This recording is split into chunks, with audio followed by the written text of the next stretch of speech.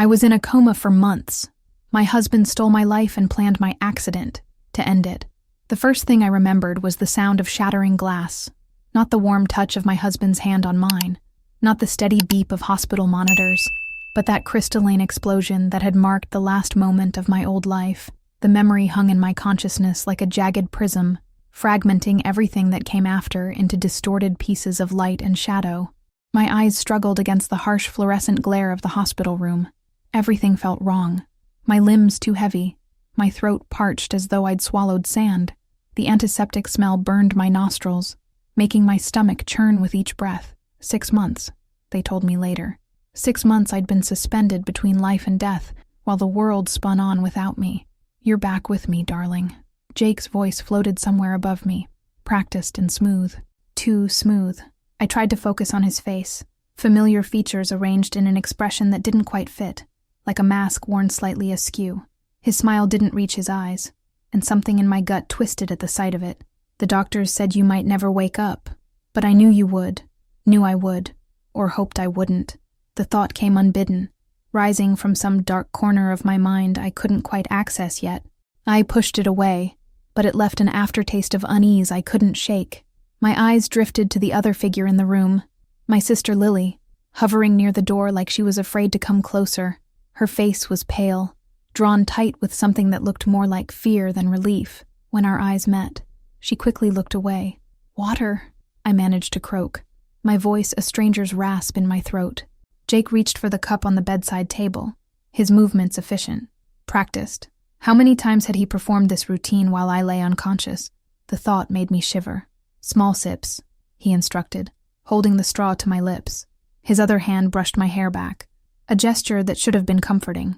Instead, it felt possessive, marking his territory. "You've been through quite an ordeal, Claire." An ordeal. Such a neat, tidy word for 6 months of darkness. I took a sip of water, letting it soothe my raw throat while I studied him through half-closed eyes. Jake looked well-rested, put together. His blue button-down was freshly pressed, his wedding ring catching the light as he adjusted my pillows. He didn't look like a man who'd spent 6 months watching his wife fight for her life. "The accident," I started, but Jake's hand squeezed mine, cutting off my words. "Don't push yourself," he said quickly. Too quickly. "There's plenty of time to talk about that later. The important thing is that you're back with us now." Us. My eyes drifted back to Lily, still pressed against the wall like she was trying to fade into it. There was something she wasn't telling me, something in the way she wrung her hands, in the tension that crackled between her and Jake like static electricity before a storm. "I should let the doctors know you're awake," Jake said, standing. His cologne, new, unfamiliar, lingered in the air as he moved away. "Don't try to talk too much. You need to rest." The moment he left the room, Lily seemed to deflate, sagging against the wall. Her eyes met mine, and this time she didn't look away. The fear was still there, but now I could see something else beneath it. Determination, and a grief so raw it made my heart stutter. "Claire," she whispered, taking a half step forward, "there's something you need to know." But before she could continue, Jake returned with a doctor in tow, and Lily retreated back into silence. I watched her slip out the door, carrying her unspoken warning with her, while the doctor began his examination. I lay there, letting them prod and question me, but my mind was elsewhere. In that last moment before the crash, the moment that kept replaying in fragments of shattered glass and screeching metal, there was something there, something important, a realization, a discovery, something Jake didn't want me to remember. 3 days after waking up, I learned our house had been sold. I discovered this during what Jake called my recovery exercises, browsing through my phone to help jog my memory. He'd handed it to me with that same practiced smile, the one that never quite reached his eyes. "The doctors think it might help," he'd said, squeezing my shoulder. "Just don't tire yourself out." What he hadn't counted on was my muscle memory being stronger than my actual memories. My fingers automatically typed in my banking app password, a habit 6 months of coma hadn't erased. That's when I saw it, a transfer of $425,000 from our joint account, dated 2 months after my accident. The description read, "Property sale, 1542 Maple Grove. Our home, the Victorian house we'd spent 3 years renovating together, the one with the garden I'd planted with my own hands. Gone. You sold our house." My voice cracked, As Jake walked back into the room, he froze for a split second, so brief I might have missed it if I hadn't been watching for it. And I had to, sweetheart. He moved to sit beside me, his voice gentle but firm. The medical bills were piling up. The insurance. There were complications. He reached for my phone, but I pulled it away. Complications. The word felt bitter on my tongue. What kind of complications? Claire, you don't need to worry about this now. You should be focusing on getting better.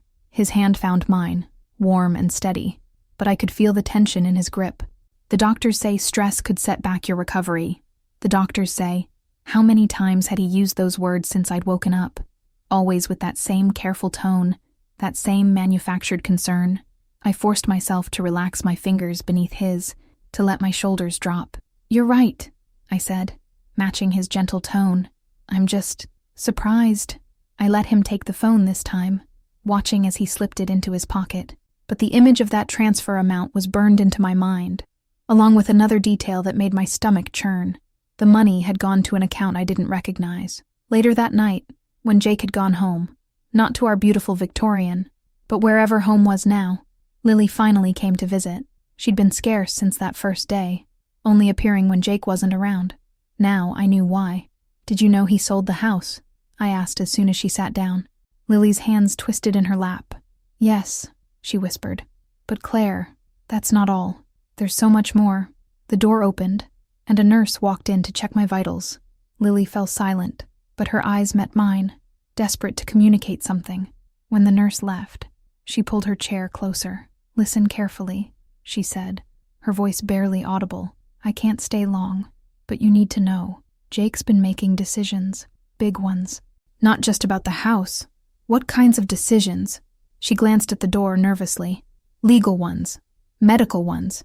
He had you declared. She stopped, swallowing hard. He filed papers saying you were in a permanent vegetative state, that there was no hope of recovery. The words hit me like a physical blow. Permanent vegetative state. No hope of recovery. The pieces started falling into place. The house sale. The missing money. Jake's too perfect composure. When? I managed to ask. 3 months ago. Lily's voice shook. Right after he met her. Her. The word felt like glass in my throat.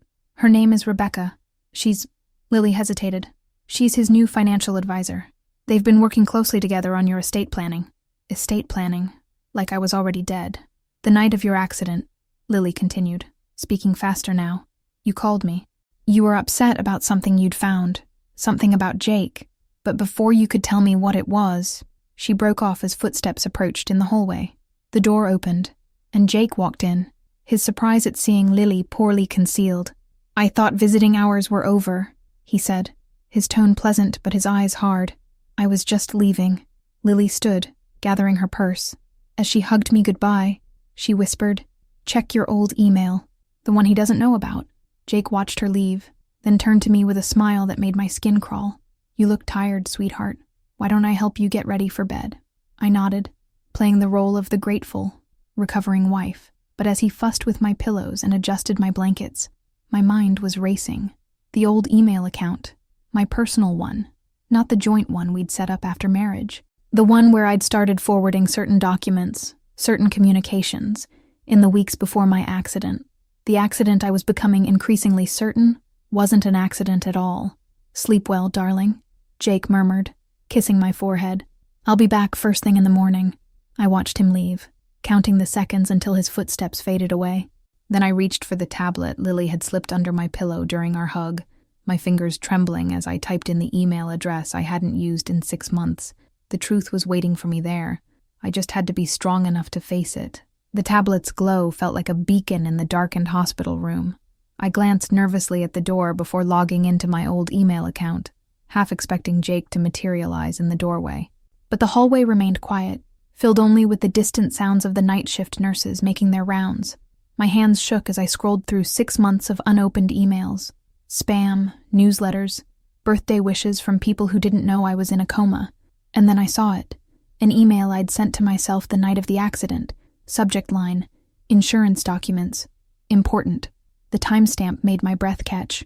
9:47 p.m. Less than an hour before the crash. I opened it, my heart pounding against my ribs. Attached were several PDFs, documents I'd scanned from Jake's home office.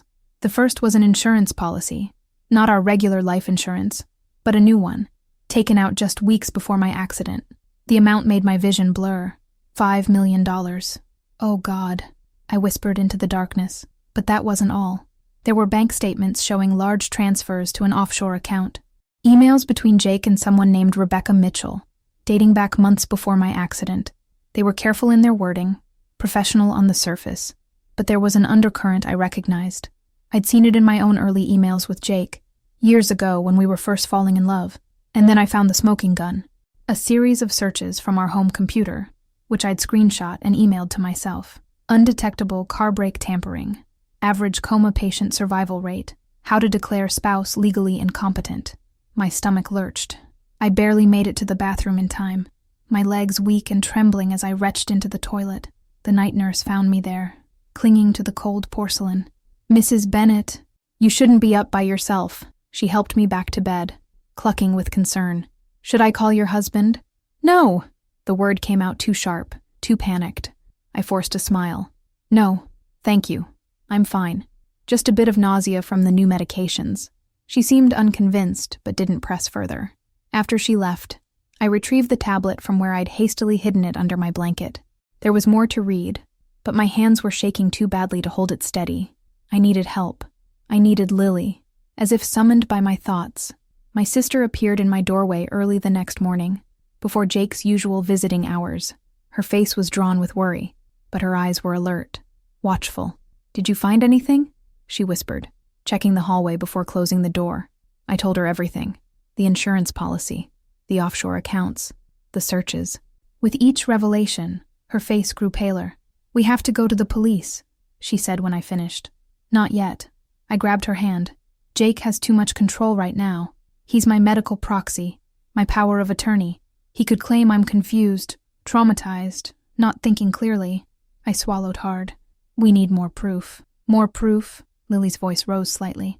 "In Claire, he tried to kill you, and he might try again if he realizes we know." The words hung in the air between us, heavy with truth. "We need to be smart about this. Jake is always 3 steps ahead. We need to be 4. A noise in the hallway made us both jump. Lily quickly pulled out her phone, pretending to show me photos as a nurse passed by the open door. "Rebecca Mitchell," I said quietly once we were alone again. "I need you to find out everything you can about her. She's the key to all of this. Those transfers, the timing of the insurance policy. She's been helping him plan this for months." Lily nodded, but before she could respond, a familiar voice called from the doorway. "Good morning, ladies."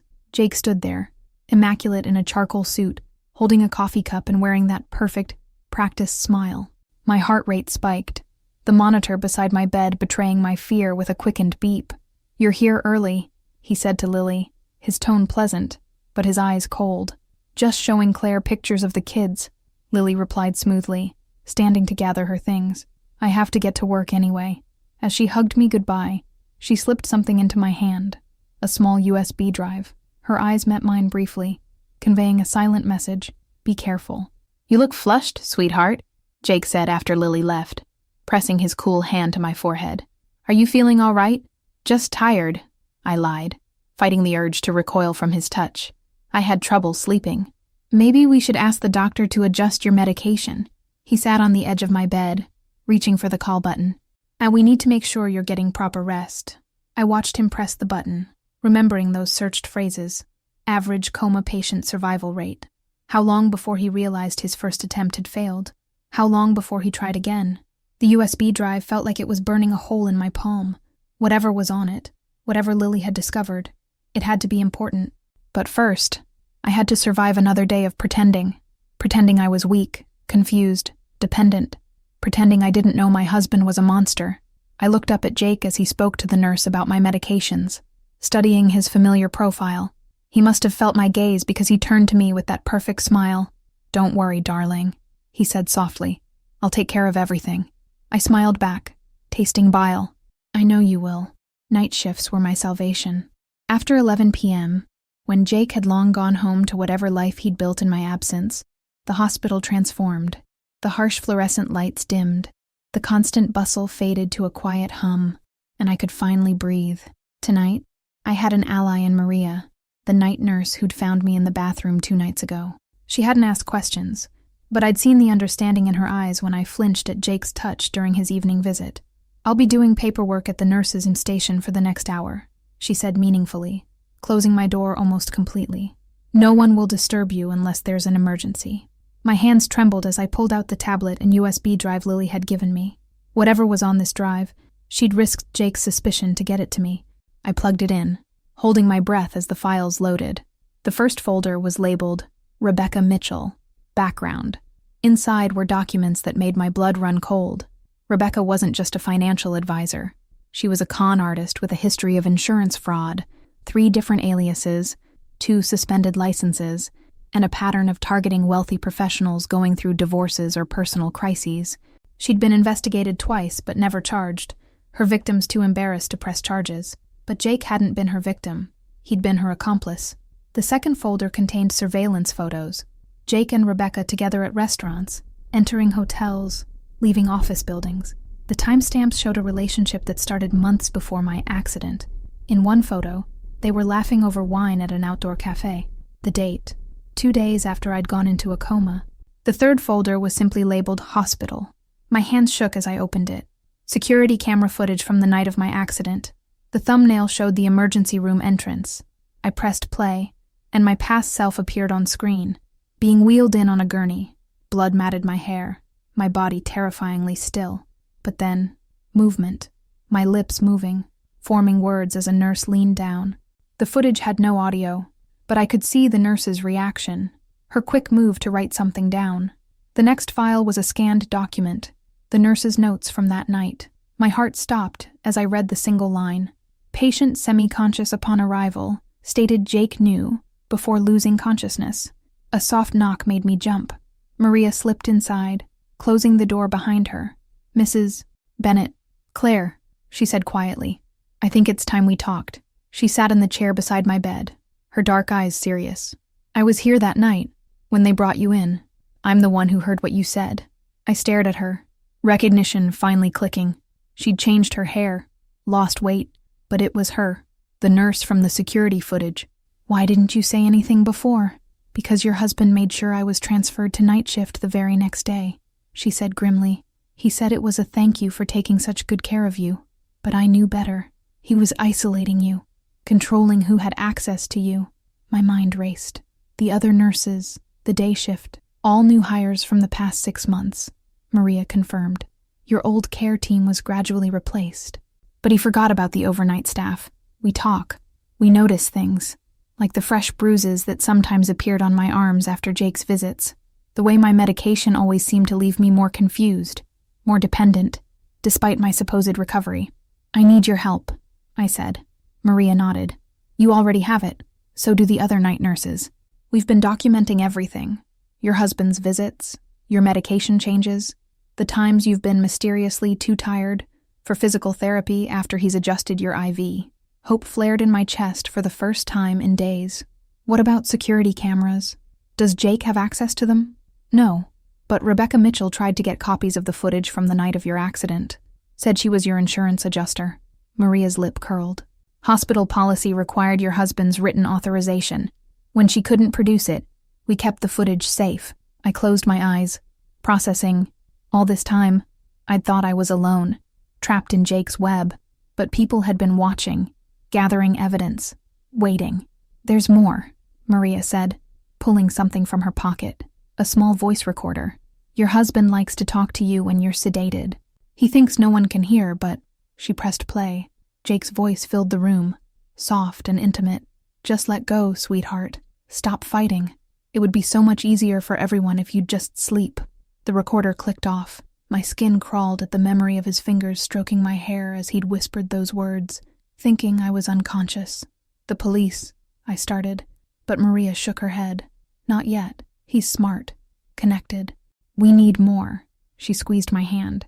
"But we're getting there. Every night shift, every documented incident, every suspicious medication change. It's all evidence."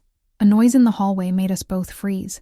Maria quickly stood, adjusting my blankets with professional efficiency as footsteps approached. "Remember," she whispered, "you're not alone anymore. We'll get you out of this." The footsteps passed by.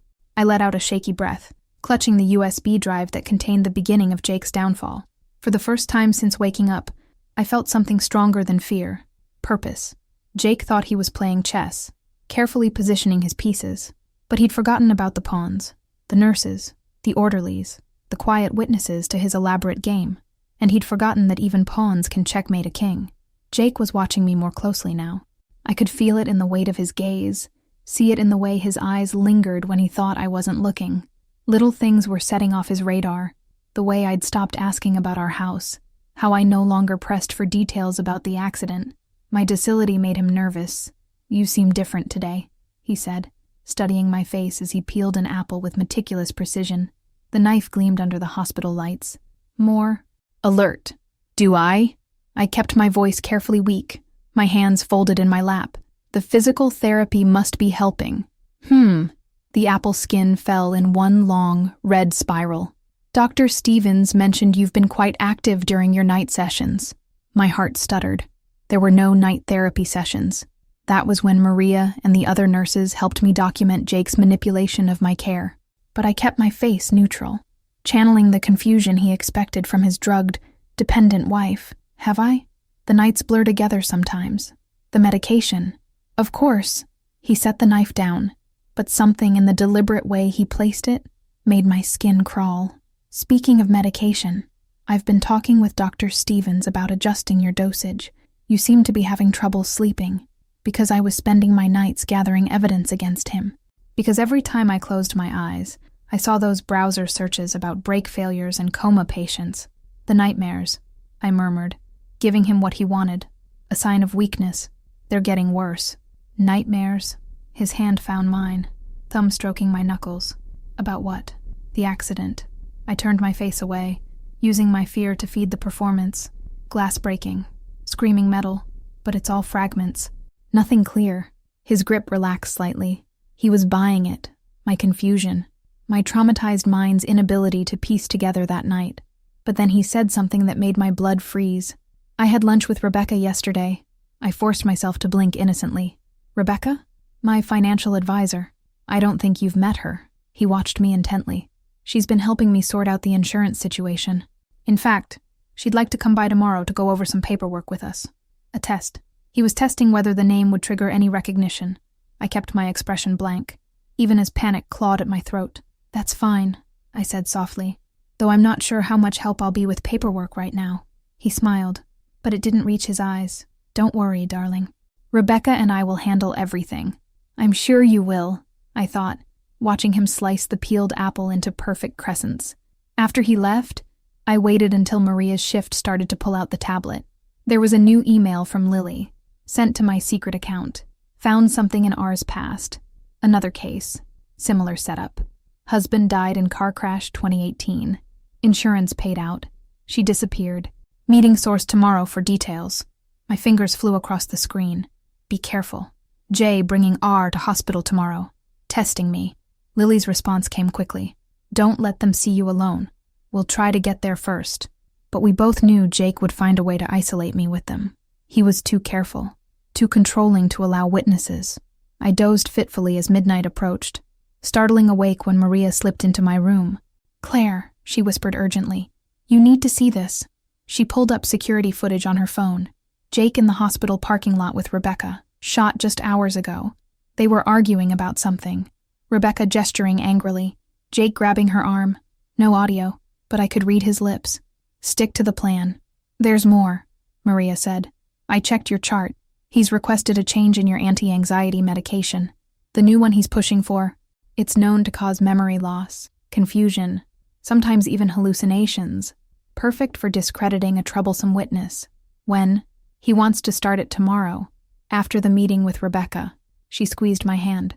"We've documented the request, added it to the evidence file. But Claire, I think they're accelerating their timeline." I thought of the knife he'd used to peel the apple, the deliberate way he'd watched me. He knew something was off. His perfectly constructed plan was showing cracks, and Jake couldn't stand imperfection. "I need a phone," I said suddenly. "A burner, something he can't trace." Maria nodded. "I can get one by tomorrow morning." "But what?" "Because I need to make a call." I cut her off. my voice steady despite the fear churning in my gut. To the detective who investigated Rebecca's last insurance scam, the one where her mark didn't survive. I looked at the footage still playing on Maria's phone. Jake and Rebecca, heads bent together in the dark parking lot, plotting God knows what. Tomorrow's meeting isn't about paperwork, I said. It's about making sure I don't leave this hospital alive. The burner phone felt like a lifeline against my skin, tucked beneath my hospital gown. Maria had slipped it to me at dawn, along with a warning. Detective Sarah Chen would call at exactly 10 a.m. The meeting with Rebecca was set for 11. 1 hour to get the information we needed, to set our trap before walking into theirs. I watched the clock tick toward 10, every minute stretching like taffy. Jake had already called twice to confirm the meeting, his voice honey-sweet with concern. Just some routine paperwork, darling. Nothing to worry about. Nothing to worry about. Like the brake lines he'd cut, like the medical forms he'd forged, like the new medication waiting to scramble my mind. At 9:58, I pressed the call button. Maria appeared within seconds, right on cue. "I'm feeling a bit dizzy," I said loudly enough for the hallway cameras to pick up. "Could you help me to the bathroom?" Once inside, Maria turned on the shower and the fan, coverage for any potential listening devices Jake might have planted. At exactly 10, the burner phone vibrated. "Mrs. Bennett?" Detective Chen's voice was sharp, focused. "I've reviewed the files your sister sent. Rebecca Mitchell, real name Rachel Markowitz, has been running this scam for years. Insurance fraud, identity theft, suspected murder, but she's careful. Never leaves evidence. Until now," I whispered. "Until now," Chen agreed. "We've been building a case, but we need more. A confession, recorded evidence of the conspiracy, something concrete. She's coming here in an hour, with my husband." A pause. "That's extremely dangerous, Mrs. Bennett. If they suspect you're on to them." "They already do," I cut in. "That's why they're moving up their timeline. There's a new medication Jake's pushing for, one that causes confusion, memory loss. The same combination he used on Arthur Whitman," Chen said grimly. "Rachel's last victim. Made it look like dementia, then a tragic accident. By the time we put it together, they were gone, along with $5 million in life insurance, the same amount as my policy. "I can get them to talk," I said. "I can." A knock at the bathroom door made me jump. "Claire?" Jake's voice. "The nurse said you were feeling dizzy. I came as soon as I could." Maria's eyes met mine. Panicked. "He wasn't supposed to be here yet." "Just a minute, honey," I called out, then whispered frantically into the phone. "They're here early. What do I—" "Keep the phone on," Chen ordered. "Hidden, but recording. We'll be listening. If anything goes wrong—" "Claire?" Jake again, concern edging into impatience. "Do you need help?" I ended the call, slipping the phone back into its hiding place. Maria quickly helped me look appropriately disheveled, like someone who'd been fighting nausea. When we opened the door, Jake was there with Rebecca. She was younger than I'd expected, elegant in a charcoal suit that matched Jake's. Perfect white teeth flashed in a sympathetic smile. "Mrs. Bennett, I'm so sorry to intrude. Jake's been so worried about you." I let them help me back to bed, playing up the weakness, the confusion. But beneath my hospital gown, the phone was recording every word, every movement. "The paperwork can wait," Jake said, smoothing my hair back. "If you're not feeling well—" "No," I said quickly. Too quickly. "I want to get it done. Please." Rebecca's smile widened fractionally. "Of course. Jake mentioned you've been having memory issues. Confusion about the accident. That must be so frustrating." "It is," I whispered. Sometimes I think I remember things, but they don't make sense." Jake's hand tightened imperceptibly on my shoulder. "What kind of things, and sweetheart?" This was it. The moment to bait the trap. I looked at Rebecca, letting real tears fill my eyes. "I remember someone tampering with my car. A woman. Not Jake. A woman." I blinked rapidly. "But that can't be right." "Can it?" The temperature in the room seemed to drop 10 degrees. Jake's hand was a vice on my shoulder now. "The doctors mentioned you might have false memories," Rebecca said smoothly. "It's common with trauma. That's why we need to adjust your medication. Help clear your mind. The new prescription is ready," Jake added. "It should help with these confusing thoughts." I caught a glimpse of Maria in the doorway, watching, recording. The phone pressed against my ribs, capturing every damning word. "You're right," I said softly. "I need help. Will you tell me what really happened that night?" Jake and Rebecca exchanged a look. Just a flicker, but I saw it, the decision being made. Of course, Rebecca said, reaching for her briefcase. Let's get you that medication first. Then we'll talk about everything. I watched her remove a small pill bottle, Jake already reaching for the water glass. In the doorway, Maria had disappeared, hopefully to call Detective Chen. The phone kept recording as Rebecca shook out 2 white pills. Here, she said kindly. Let's make those bad memories go away. I took the pills with trembling fingers, knowing I had perhaps minutes before they realized I wasn't swallowing them. Minutes before they discovered the phone. Minutes before whatever they had planned for their loose end. The web was tightening. But this time, I wasn't their prey. I was the spider. The pills sat like hot coals under my tongue as Jake and Rebecca watched me drink the water.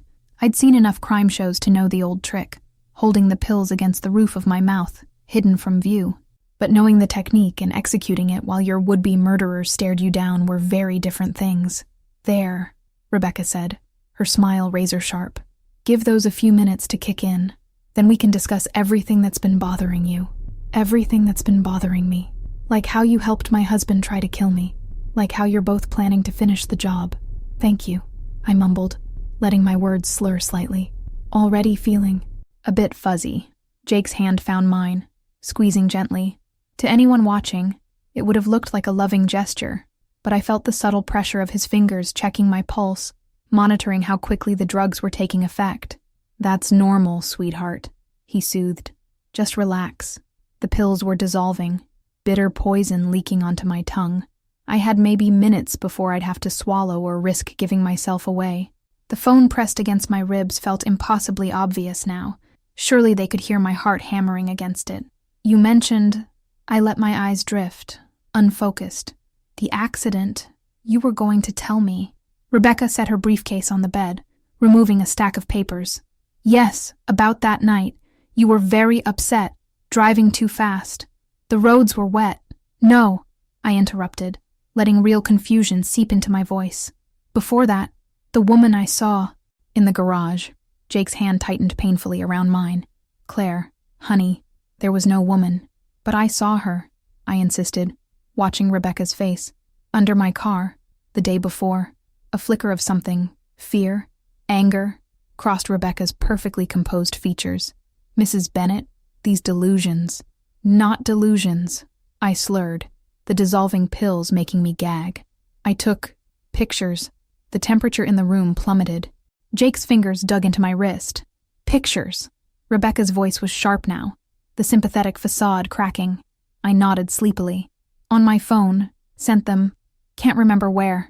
Jake and Rebecca exchanged a look that made my blood run cold. I'd pushed too far, too fast. The game was unraveling. Where did you send the pictures, Claire?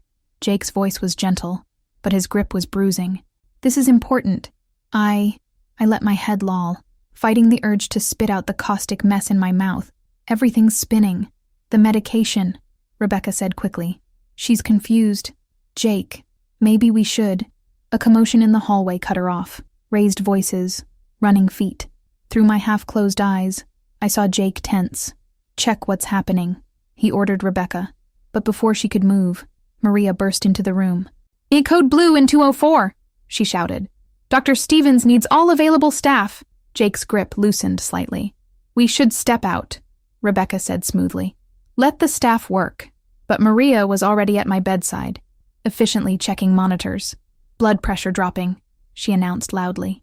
Mrs. Bennett, did you take any new medication? The pills burned like acid under my tongue. Through the fog of pain and fear, I saw my chance.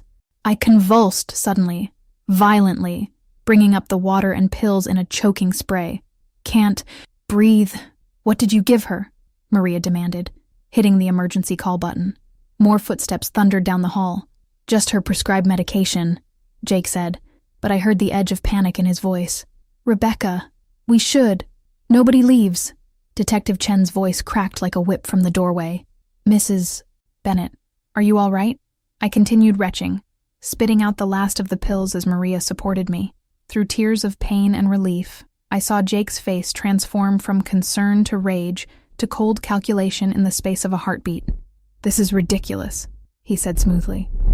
My wife is clearly having a reaction to her medication. Officers, I demand. Officers. I gasped, my raw throat making my voice rasp. Check. My gown. Phone. Jake lunged forward, but uniformed officers were already there, restraining him. Rebecca made a break for the door but was caught in the hallway. I heard the clatter of her heels, the shouts of surprise, the cold click of handcuffs. Maria helped me sit up as Detective Chen retrieved the phone, still recording, from my hospital gown. The detective's face was grim as she listened to the playback. Got them, she said quietly. Both of them. Mrs. Bennett, are you? But the room was starting to spin. For real this time. Whatever had been in those pills, I'd absorbed enough through my mouth to make the edges of my vision go dark. The last thing I saw was Jake's face as they led him away. Not the mask of loving concern he'd worn for months. Not the cold rage of discovery. Just surprise, pure, unfiltered shock that his docile, broken wife had beaten him at his own game. Then darkness took me, and I prayed I'd wake up again. I woke up to the sound of beeping monitors, but this time was different. No oppressive weight of fear, no need to pretend, just the clean, sharp scent of hospital antiseptic and Lily's warm hand holding mine. Welcome back, warrior, she said softly. Her eyes were red-rimmed but fierce with pride. You gave us quite a scare. My throat felt like I'd swallowed broken glass. How long? 2 days. She helped me sip water through a straw. The pills they gave you. It was a cocktail of sedatives and something else. The lab's still analyzing it, but you managed to spit out most of it. Memory flooded back. The recording. Jake's iron grip on my wrist. Rebecca's face transforming from concerned professional to cornered predator. They're in custody. Lily's grip tightened. Both of them. No bail. Detective Chen said the recording was perfect. Got everything they needed. Plus, she hesitated. They found more evidence when they searched Jake's new place. Tell me. My voice was stronger now. Steadier. I needed to know everything. Photos of you. Taken while you were in the coma. Files documenting your care, your medication schedule. He was tracking your deterioration. Lily's voice cracked. And there were others. Previous victims. Rebecca. Rachel. Whatever her name is. She'd done this before. Many times. Arthur Whitman. I murmured. You knew. Detective Chen told me. He was their last victim. Before me. I closed my eyes, remembering Chen's words about dementia and tragic accidents. Did they find proof about his death? Yes. Lily's voice was grim. Emails between Jake and Rebecca, planning it all. They were thorough in their documentation. Overconfident. A soft knock interrupted us. Maria stood in the doorway. Her familiar night shift scrubs a comfort now. Look who's finally awake, she said warmly, coming to check my vitals. How are you feeling? Like I went 10 rounds with a cement mixer. I managed a weak smile. Thank you, Maria, for everything. She squeezed my hand. We protect our own. And you, Claire Bennett, are one hell of a fighter. The other nurses? The ones Jake hired. All being questioned, Maria confirmed. Most were innocent, just doing their jobs. But 2 were on his payroll, monitoring you, adjusting your medication. They're cooperating with the investigation now. I absorbed this, thinking of all the times I'd felt too weak, too confused. How much of that had been real recovery, and how much had been Jake's careful manipulation. There's something else, Lily said quietly. They found letters in Jake's apartment, from before the accident. My heart stuttered. What kind of letters? Love letters. Between him and Rebecca, going back over a year. Lily's voice was gentle. Claire, they'd been planning this for a long time. The insurance policy, the accident, none of it was impulsive. A year. While I'd been planning garden renovations and dreaming about starting a family, my husband had been plotting my death. The house? I asked, though I already knew the answer. Sold to a shell company owned by Rebecca. They were going to flip it after you were gone. Lily's hand tightened on mine. But we can fight it. Get it back. I shook my head. I don't want it back. Too many ghosts. Maria finished noting my vitals. The police want to take your formal statement when you're stronger. And there are reporters asking for interviews. The story's gone national. Coma, wife catches killer husband. But everyone's under strict orders. No one gets to you without your permission. Thank you. I meant it for both of them.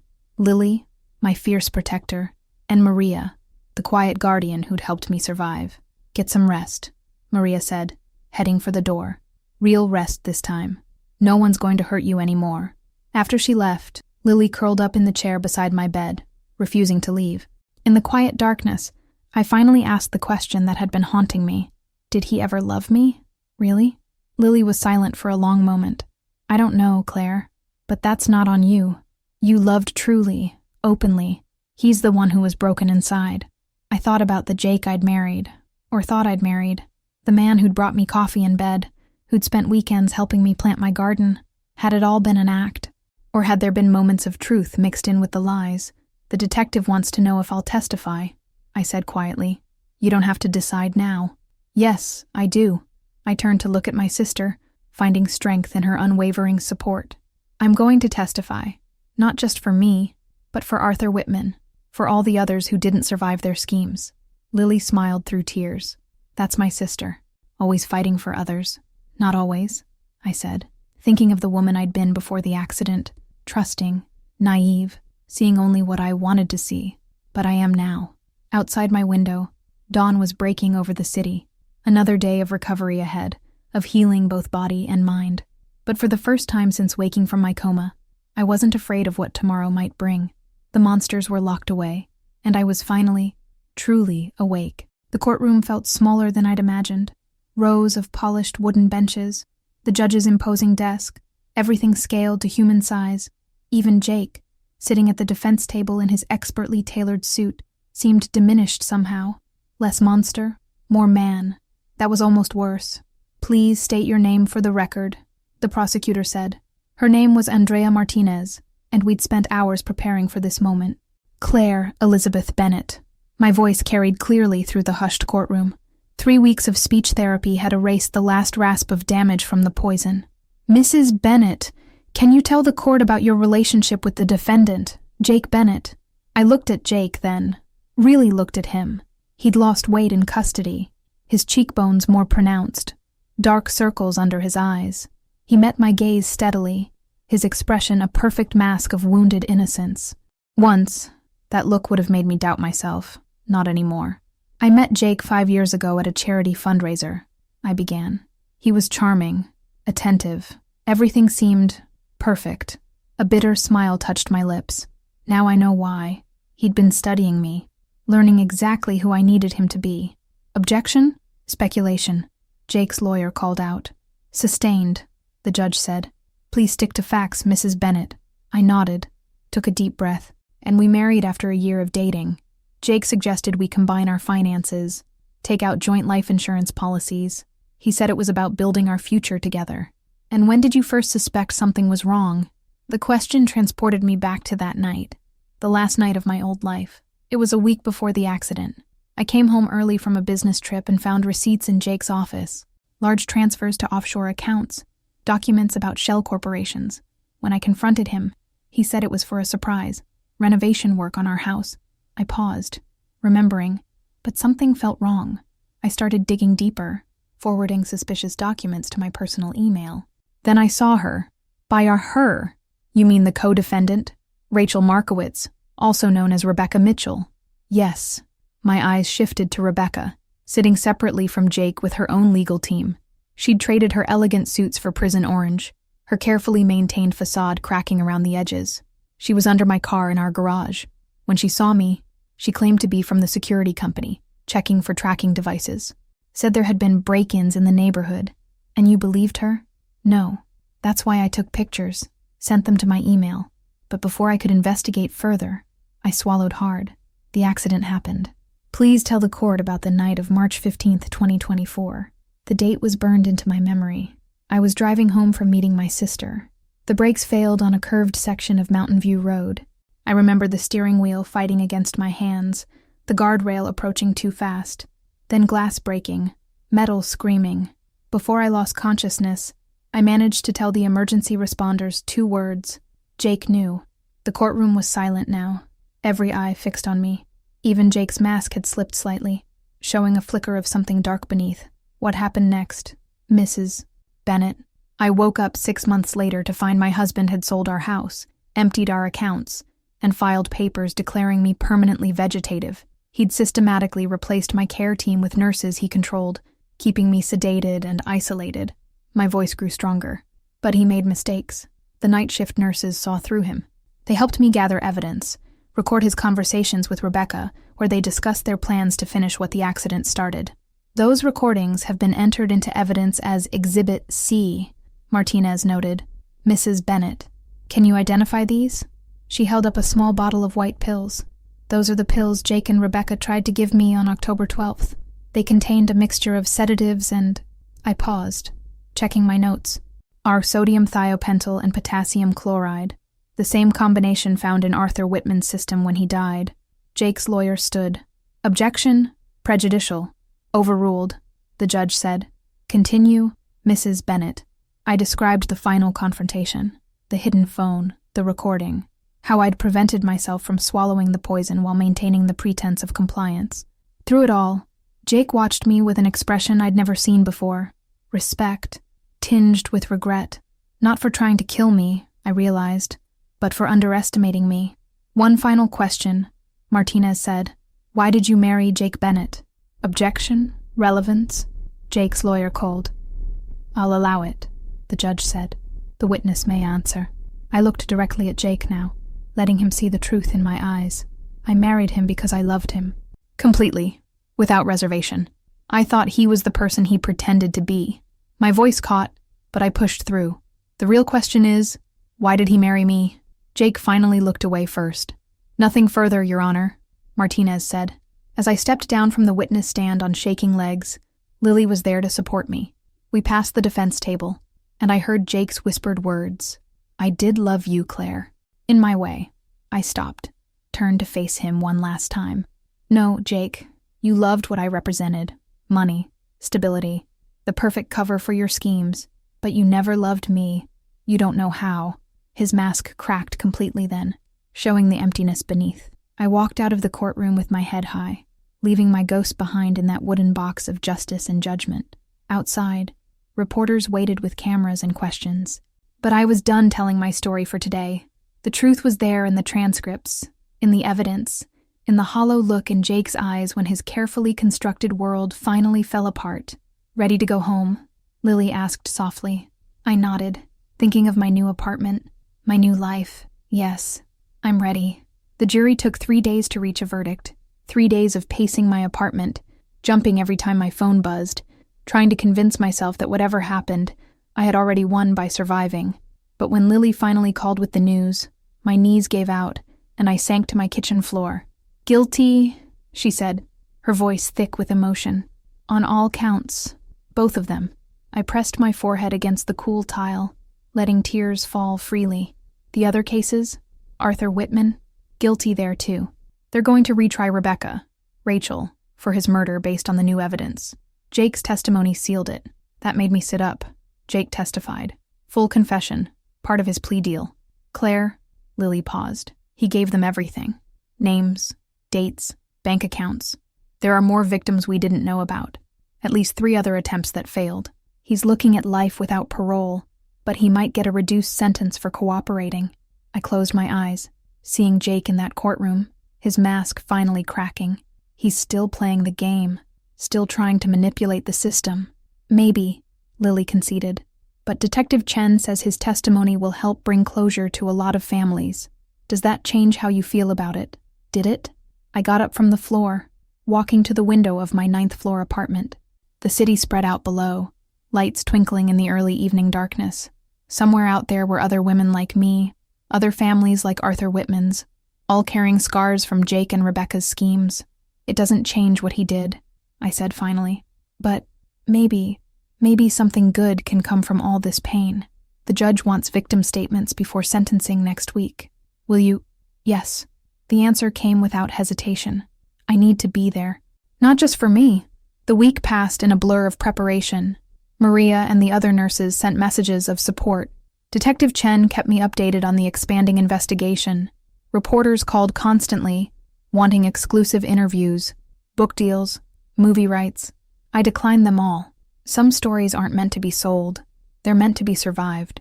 The day of sentencing, I wore the same blue dress I'd worn to testify, but this time my hands didn't shake as I read my statement. Your Honor, I began, looking not at Jake or Rebecca, but at the families filling the courtroom benches.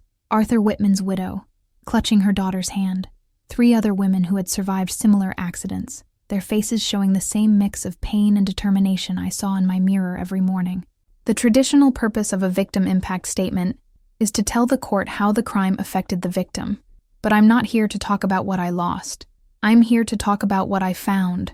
I took a deep breath, feeling the strength of all those survivors behind me. I found that trauma doesn't have to define you, that the human spirit is stronger than any carefully constructed lie, that there are heroes in hospital corridors and guardian angels working night shifts. I found that justice doesn't always look like we expect, but it comes, eventually, if we're brave enough to fight for it. For the first time, I looked directly at Jake and Rebecca. You tried to write my ending. You thought my story would be a tragedy, another unfortunate accident, another grieving family, another perfect crime. Instead, it became a testimony to survival, to the power of truth over lies, of light over darkness. Rebecca stared at her hands, but Jake met my gaze. I saw something there I'd never seen before. Defeat. I don't wish you harm, I continued. That would make me like you. Instead, I hope you use your time in prison to face the darkness inside you, to understand why you chose to destroy lives instead of building them. And I hope the families of your other victims can find some peace in knowing you can't hurt anyone else. When I finished, the courtroom was silent for a long moment. Then the judge spoke, his voice heavy with authority. Rachel Markowitz, please rise. Rebecca stood, her orange jumpsuit harsh under the fluorescent lights. This court sentences you to life imprisonment without the possibility of parole, with additional charges pending in the Arthur Whitman case. Jake Bennett, please rise. Jake stood slowly, the confident swagger gone from his movements. Taking into account your cooperation with the investigation, this court sentences you to 40 years imprisonment with the possibility of parole after 30 years. The gavel fell with a sound of finality. As the bailiffs led them away, Jake turned to look at me one last time. I thought he might try to speak, to offer one last manipulation, one last lie. Instead, he simply nodded, an acknowledgement, perhaps, of the woman I'd become, stronger than the one he'd tried to destroy. Outside the courthouse, standing with Lily in the bright autumn sunshine, I felt lighter somehow, not healed. That would take more time, but unburdened. What now? Lily asked softly. I thought about the blank journal sitting on my desk at home, waiting for words, about the support group for survivors I'd been asked to help organize, about all the ways pain could be transformed into purpose. Now, I said, I start writing my own story. The support group met in a small community center downtown, 12 of us sitting in a circle under fluorescent lights. Some faces I recognized from the trial, Arthur Whitman's widow, Sarah, and 2 other survivors of similar schemes. Others were new, carrying different but equally heavy burdens, all of us learning to trust again. The hardest part, I told them, my hands wrapped around a paper coffee cup, isn't the big moments, it's the small ones. Walking past a garden center and remembering how he helped me plant roses, finding his handwriting in an old birthday card, wondering if any of it was real. Heads nodded around the circle. Sarah spoke up, her voice soft but steady. Yesterday, I found Arthur's old toolbox in the garage. He used to fix everything himself, was so proud of that. Now I wonder, did she watch him work? Was she already planning, even then? They study us, said Monica, another survivor. Learn our patterns, our dreams, use them against us. She twisted her empty wedding ring finger. On my mark, or whatever his real name was, learned I wanted children, talked about baby names, painted a nursery, all while emptying my accounts through fake fertility clinic bills. The pain in the room was palpable, but so was something else. Strength. These women weren't just victims. They were warriors, each fighting their way back to themselves. I started writing, I offered. Not just about what happened, but about everything. The good memories, too. They're still mine, even if they were based on lies. I'm reclaiming them, one page at a time. Detective Chen had encouraged this when I'd called her about starting the support group. Healing isn't linear, she'd said. Sometimes you have to go back to move forward. After the meeting, Sarah caught up with me in the parking lot. Claire, there's something I've been wanting to ask you. I turned, seeing the strain in her face. And what is it? The insurance company finally settled Arthur's case. There's a lot of money. I want to use it to help others, but I don't know how. An idea that had been forming in my mind crystallized. What do you know about domestic violence shelters? 2 weeks later, I stood with Sarah outside Sunrise Haven, a rundown women's shelter on the edge of town. The director, a formidable woman named Gloria, showed us around. "We're always at capacity," she explained, gesturing to the cramped rooms, the outdated security system. "And these days, we need more than just beds. Women come to us needing legal help, financial advice, protection from tech-savvy abusers. What if," I interrupted, "you had the resources to expand, to create a comprehensive support system?" Gloria's eyes narrowed thoughtfully. "What are you suggesting?" Sarah and I exchanged looks. "We have funds," Sarah said, "and experience with how abusers operate, how they use money, technology, the legal system itself as weapons. We want to create a foundation," I added, "working with shelters like yours to provide not just physical safety, but all the tools women need to rebuild their lives." Gloria was silent for a long moment, looking around her overcrowded shelter. "It won't be easy. The system's stacked against us." I thought of Jake in his perfect suits, Rebecca with her professional smile, how they'd use their understanding of the system to hurt people. Then we'll change the system. Later that night, I sat at my desk, adding to the journal that had become my constant companion. The blank pages that had once seemed daunting now filled easily with plans, hopes, even dreams. My phone buzzed. A text from Lily. "You okay?" "Big day," I smiled, typing back. "Better than okay. I'm building something." Because that's what I'd learned through all of this. You can't just survive trauma. You have to transform it, turn it into fuel for change, into hope for others walking the same dark path. The next morning, I met with my lawyer to start paperwork for the foundation.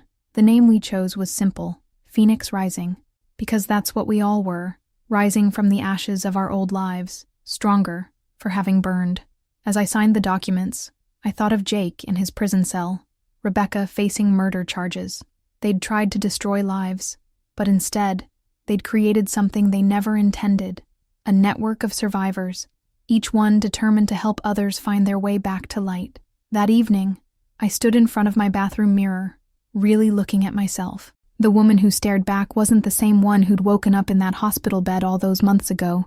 She was scarred, yes, but those scars had become armor. Her eyes held shadows, but also a fierce determination. My phone buzzed again. Maria, sending a photo from her wedding. She'd invited all of us from the support group, and the picture showed us laughing together, survivors becoming friends, healing hearts learning to trust joy again. "Thank you," I texted back, "for everything." Her response came quickly. "No, Claire. Thank you for showing us all how to turn pain into purpose." I smiled, adding one last entry to my journal before bed. Today I realized, sometimes the worst thing that happens to you can lead you to your life's greatest mission. The trick is to keep your heart open, even when it's scarred, to believe that after every darkness, there's dawn, and to remember that you're not just healing yourself, you're lighting the way for others to follow. 1 year to the day after I woke from my coma, I stood in front of an audience at Phoenix Rising's first annual Survivors Conference.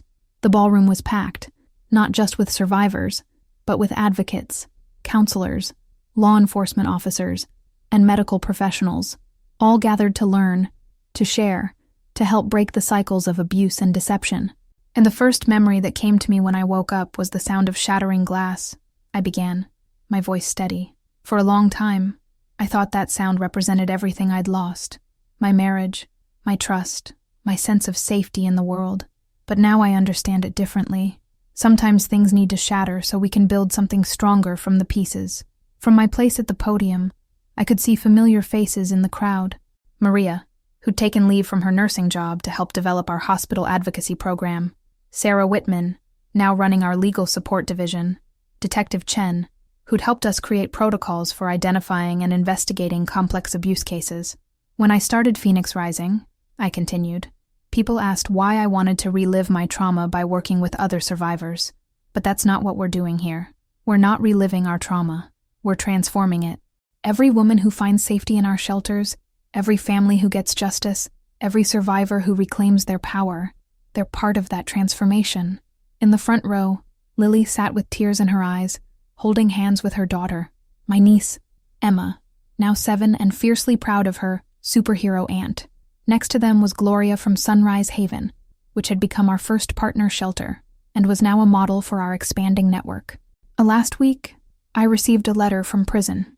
I said, my voice softening. Jake wanted to meet, to explain himself, to ask forgiveness. For days, I carried that letter around, wondering what I would say to the man who tried to destroy me. The room was completely silent now, every person leaning forward slightly. I wrote back one sentence. I forgive you, not because you deserve it, but because I deserve peace. I paused, letting the words settle. And I meant it. Forgiveness doesn't mean forgetting or excusing. It means refusing to let someone else's darkness dim your light. As I spoke, I thought of the changes the past year had brought. The foundation had helped dozens of women escape dangerous situations, provided legal aid to survivors seeking justice, and worked with hospitals to better identify and protect vulnerable patients. But the biggest changes had been internal.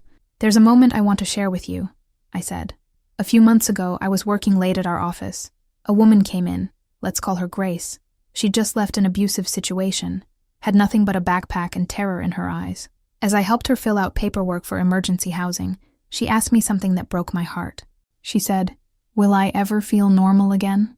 I took a sip of water, remembering Grace's face, seeing it reflected in so many others in the audience. I told her the truth. No, you won't feel normal again. Because normal was what got you here. Normal was accepting less than you deserved. Normal was silencing your instincts. Normal was putting someone else's needs before your safety. You won't go back to normal. You'll find something better. You'll find yourself. In the month since, Grace had become one of our success stories.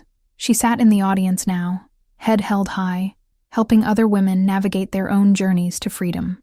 Today, standing here with all of you, I'm reminded of another sound, I said, nearing the end of my speech.